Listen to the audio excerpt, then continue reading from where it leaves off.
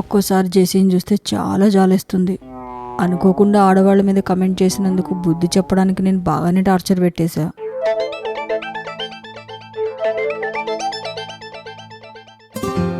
Jessie,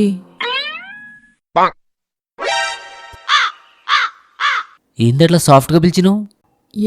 ఏమైంది? అట్లా నువ్వు పిలిస్తే నాకు టెన్షన్ అవుతుంది. నిన్న బాగా టార్చర్ చేసా కదా. మళ్ళా కాదా? మరి నువ్వు ఆడవాళ్ల గురించి అలా అనడం తప్పు కదా. ఏదో అనుకోకుండా అట్లా నోట్లకి వచ్చేసింది. సరే, దీనికి కాంపన్సేషన్గా నేను ఒక పని చేస్తా. ఏందది?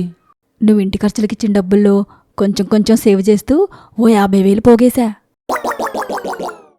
ఆ 50,000 డబ్బులతో నీకు మంచి గిఫ్ట్ కొనిస్తా. చెప్పు, ఏం గిఫ్ట్ కావాలో? 50,000 పెట్టి నా కోసం గిఫ్ట్ కొంటావా? అవును జెస్సీ. ఏహే వద్దు గౌతమి, ప్లీజ్ వద్దనుకు.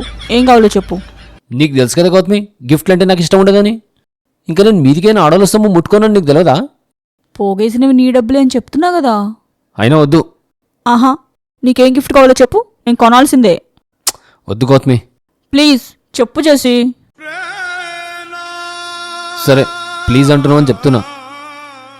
నాకు ఈ గిఫ్ట్ ఏమొద్దు. ఒక చిన్న రిక్వెస్ట్, అది చేస్తే చాలు.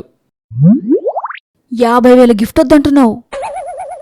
సరే, అదేంటో చెప్పు. చెప్పు, ఏం కావాలో.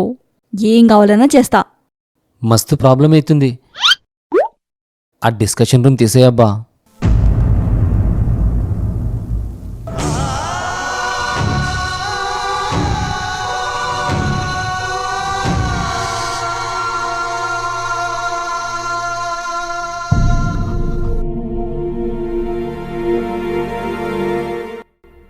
అమ్మా, నాకు అర్జెంటుగా 50,000 కావాలి.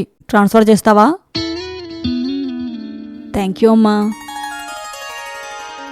నేను డిస్కషన్ రూమ్ తీసేయమని అడిగితే నువ్వు అమ్మకు ఫోన్ చేసి పైసలు అడుగుతున్నావేంది? నా దగ్గర 50, ఇప్పుడు అమ్మిచ్చే 50, మొత్తం 1,00,000. ఆహా, ఇంకొంచెం ఎక్కువైనా పర్లేదు, నేను గిఫ్టే ఇస్తా. నా బతుకు. నువ్వు మారవా? కొన్ని మారుకుంటేనే బాగుంటాయి.